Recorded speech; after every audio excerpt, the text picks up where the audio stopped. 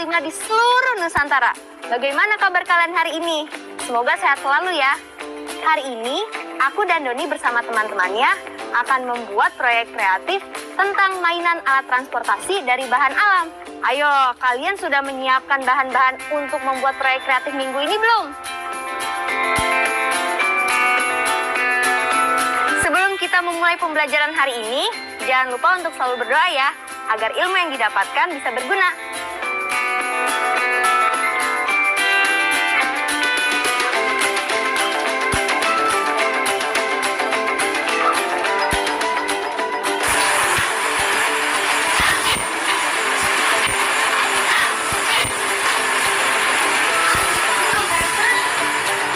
Doni, Melati, dan Wahyu sedang membuat proyek kreatif bersama.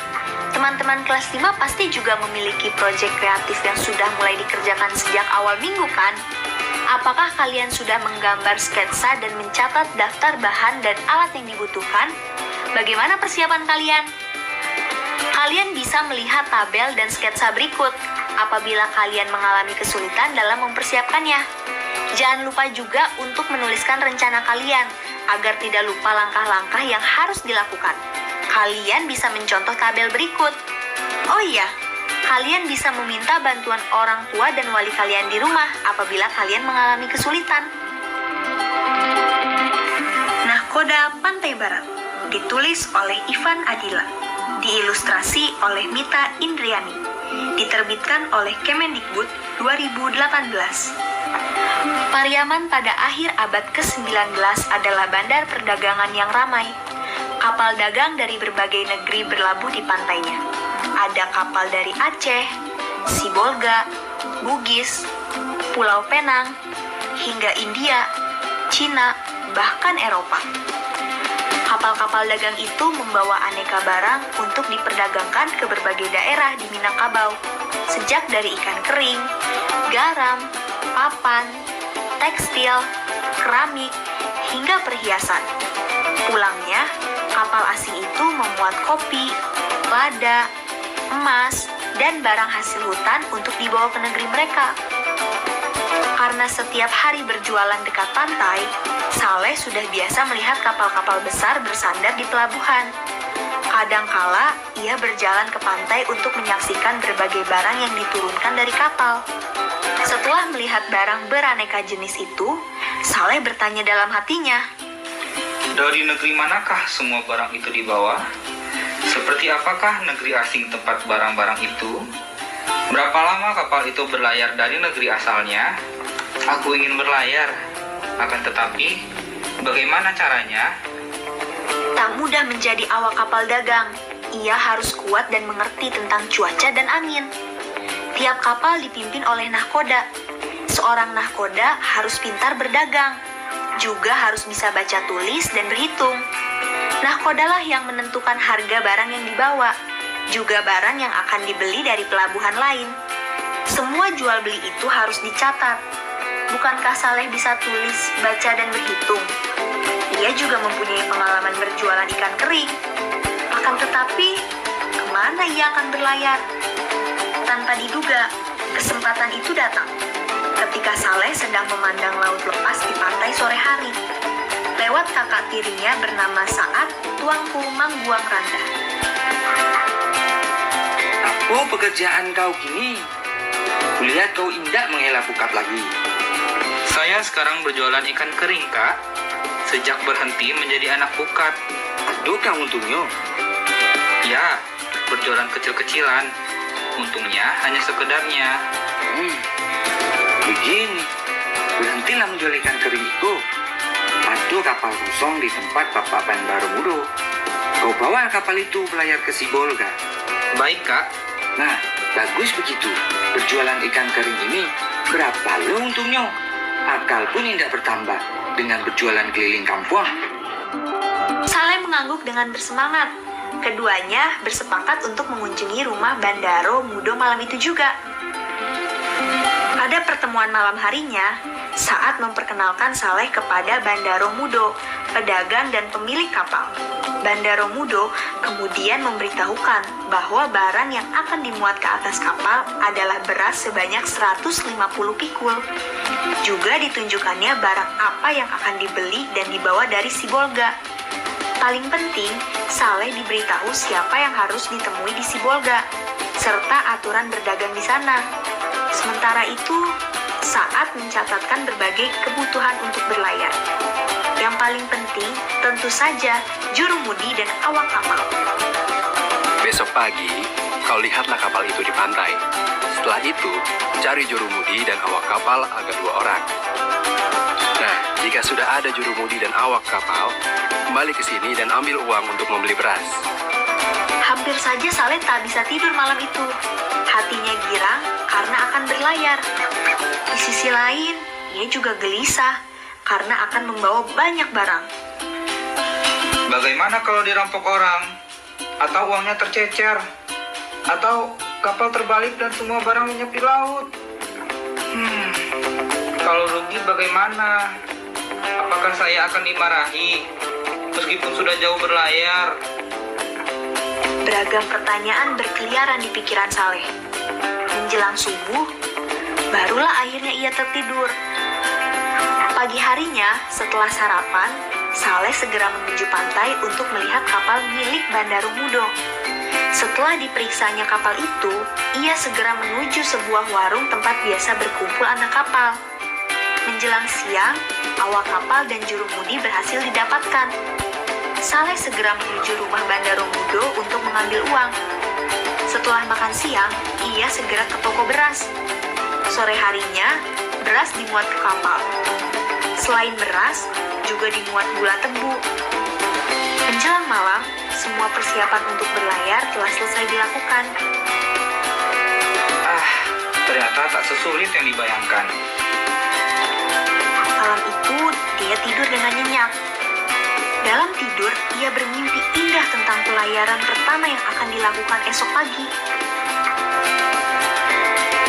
Di sepanjang pantai barat Sumatera saat itu banyak kapal lalu lalang membawa aneka barang dagangan. Kapal itu berasal dari berbagai tempat dengan awak berbagai bangsa. Mereka singgah di pelabuhan-pelabuhan yang terdapat di sepanjang pantai barat Sumatera. Lautan layaknya jalan raya untuk berdagang. Begitulah keadaannya saat itu. Ketika Saleh pertama kali berlayar, cuaca amat bagus dan bersahabat.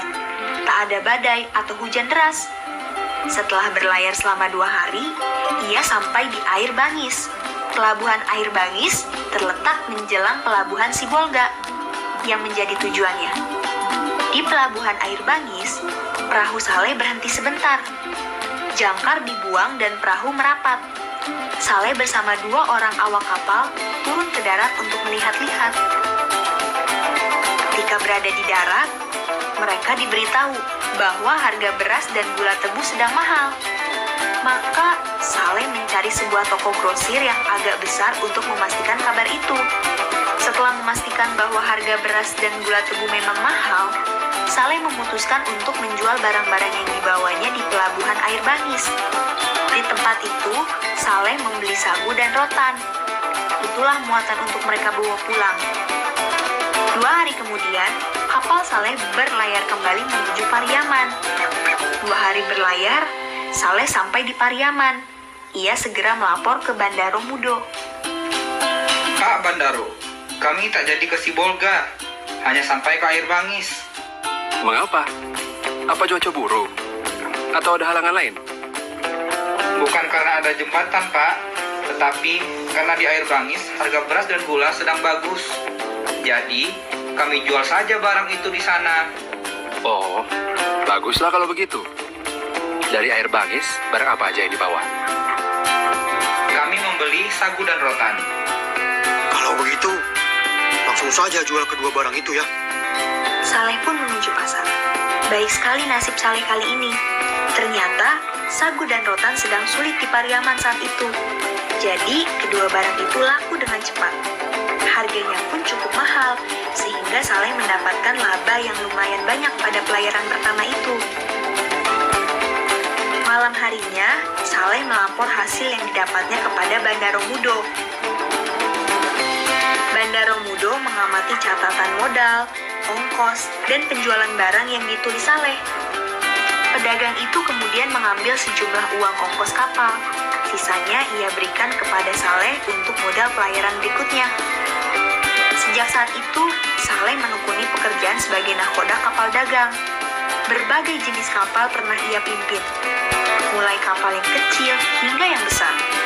Dengan kapal itu, ia mengarungi lautan, menyinggahi banyak pelabuhan dan pulau di sepanjang pantai barat. Berbagai pengalaman menarik dialami Saleh selama menjadi nahkoda.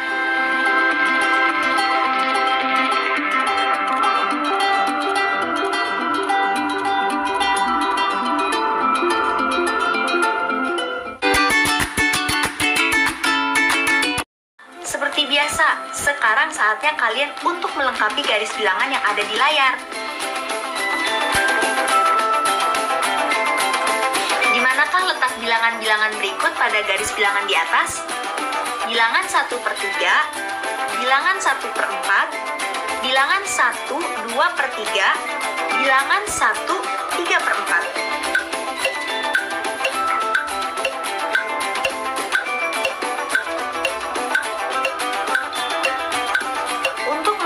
Letak bilangan 1/3, yuk kita gambar garis bilangan senilai di bawahnya.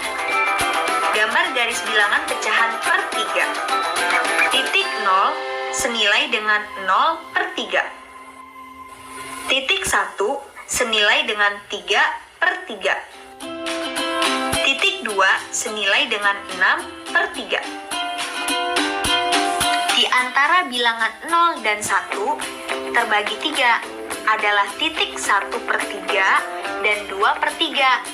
Berikutnya, di antara bilangan 1 dan 2 terbagi 3 adalah titik 4/3 dan 5/3. Maka, bilangan 1/3 terletak di antara bilangan 0 dan 1. Selanjutnya, untuk mengetahui letak bilangan 1/4, yuk kita gambar garis bilangan senilai di bawahnya. Gambar garis bilangan pecahan per 4. Titik 0 senilai dengan 0/4. Titik 1 senilai dengan 4/4. Titik 2 senilai dengan 8/4. Di antara bilangan 0 dan 1 terbagi 4 adalah titik 1/4, 2/4, dan 3/4. Berikutnya, di antara bilangan 1 dan 2 terbagi 4 adalah titik 5/4, 6/4, dan 7/4. Maka, bilangan 1/4 terletak di antara bilangan 0 dan 1 dan terletak di sebelah kiri 1/3. Bilangan berikutnya adalah 1 2/3. Artinya, ia berada di antara angka 1 dan 2 di titik pecahan kedua. Atau, jika diubah dalam bentuk pecahan biasa menjadi 5/3. Kita lihat letaknya pada garis bilangan pecahan per 3 berikut. 1 2/3 sama dengan 5/3. Bilangan berikutnya adalah 1 3/4. Artinya, ia berada di antara angka 1 dan 2 di titik pecahan ketiga. Atau, jika diubah dalam bentuk pecahan biasa menjadi 7/4. Kita lihat letaknya pada garis bilangan pecahan per 4 berikut. 1 3/4 sama dengan 7/4. Kalau kita lihat dari hasil di layar, berarti letak yang benar pada garis bilangan adalah pada garis bilangan berikut.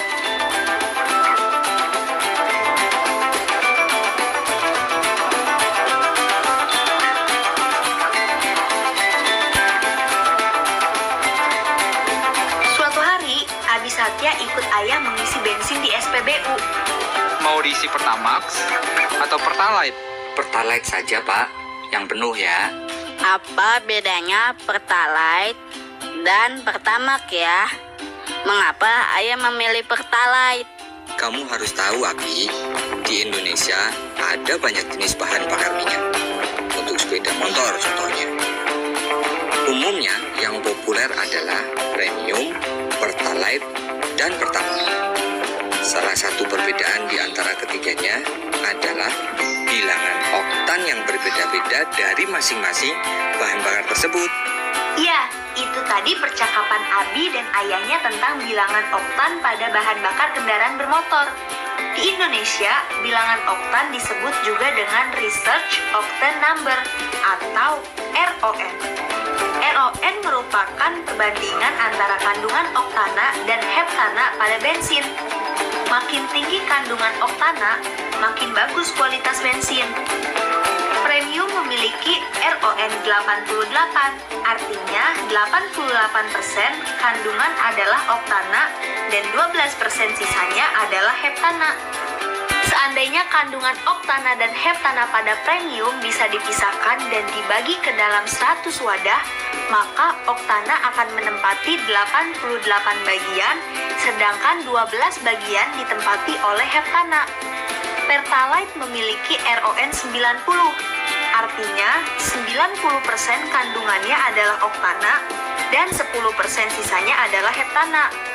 Adapun Pertamax memiliki RON 92, artinya 92% kandungannya adalah oktana dan 8% sisanya adalah heptana. Ayah Abi Satya memilih Pertalite karena RON-nya lebih bagus dari premium dan harganya lebih murah dari Pertamax. Harga bensin naik, antrian SPBU mengular.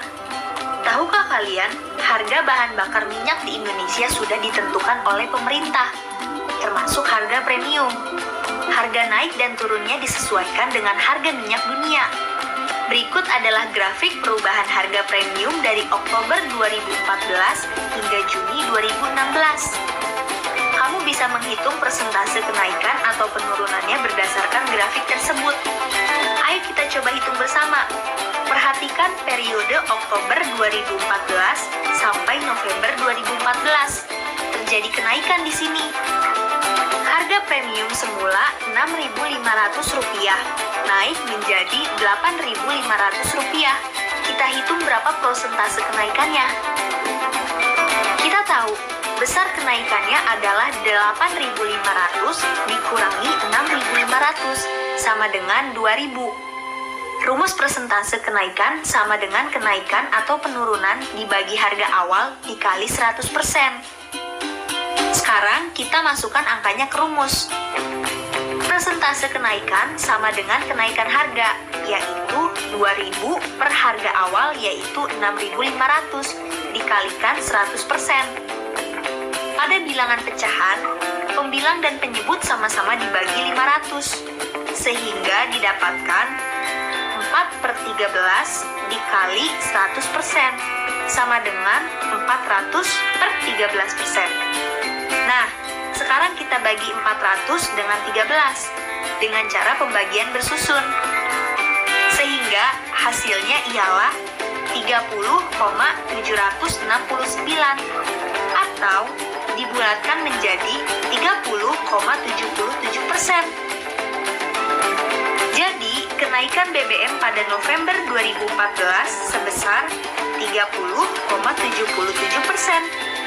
Coba, untuk pelatihan kalian bisa melengkapi isian pada tabel berikut ini. Pertamax, Pak, 20.000. Dari nol ya, Pak. Ketika membeli bensin di SPBU, seringkali pembeli menyebutkan nominal angka rupiah bulat yang ingin ia bayarkan. Misalnya Pertalite 10.000 atau Pertamax 20.000 dan sebagainya.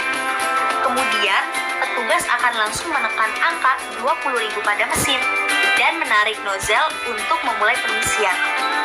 Apakah kalian bisa hitung berapa liter yang akan ayah Abi dapatkan dengan membeli Pertamax seharga Rp20.000? Kita bisa hitung dengan rumus berikut. Banyaknya bahan bakar sama dengan uang yang dibayarkan dibagi harga jual per liter. Kita masukkan angkanya ke rumus ya.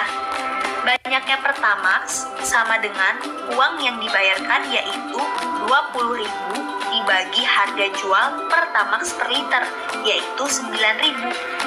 Pembilang dan penyebut pada pecahan sama-sama kita bagi dengan 1.000. Maka, kita hilangkan 3 angka 0 di belakangnya, menjadi 20/9 sama dengan 2,22. Jadi, dengan Rp20.000, Ayah Abi mendapatkan Pertamax sebanyak 2,22 liter. Teman-teman, lihat mobil-mobilan yang sedang dibuat oleh Doni, Melati, dan Wahyu sudah hampir jadi. Bagaimana dengan mainan yang kalian buat? Setelah mainan yang kalian buat selesai, jangan lupa mengisi laporan ya. Supaya lebih mudah membuat laporan, kalian bisa menjawab terlebih dahulu soal-soal berikut ini. Yang pertama, ceritakan secara singkat proses yang kamu lakukan dalam pembuatan mainan ini. Apakah mudah, sulit, mengasyikkan, membosankan, atau yang lain? Yang kedua, ceritakan secara singkat cara yang kamu gunakan untuk membuat mainan tersebut dapat bergerak. Yang ketiga, ceritakan secara singkat tentang perbandingan gerakan beberapa mainan yang sudah kamu buat. Dan yang keempat, gambar dan tuliskan banyaknya bahan yang akhirnya kamu pergunakan. Tuliskan pula banyaknya bagian atau potongan yang kamu buat dari bahan tersebut. Kalau sudah membuat laporan, bisa kalian tunjukkan pada orang tua atau wali kalian ya. Refleksi. Wah, tak terasa ya kita sudah ada di penghujung pembelajaran hari ini. Dan selesai pula pembelajaran minggu ini. Tapi sebelum itu, cobalah merefleksi pembelajaran hari ini dengan menjawab soal berikut. Hitunglah banyaknya bahan bakar yang diperoleh jika membayar sejumlah uang berikut. Ingat, kalian bisa gunakan rumus yang telah kita pelajari tadi. Nah, apabila kalian sudah selesai menghitung, kalian bisa mencocokkan jawaban kalian dengan jawaban yang ini ya.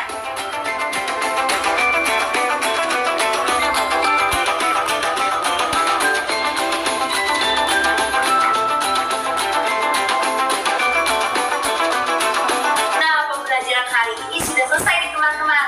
Semoga ilmu yang kalian dapatkan bisa bermanfaat ya. Sampaikan salamku untuk orang tua dan wali kalian di rumah.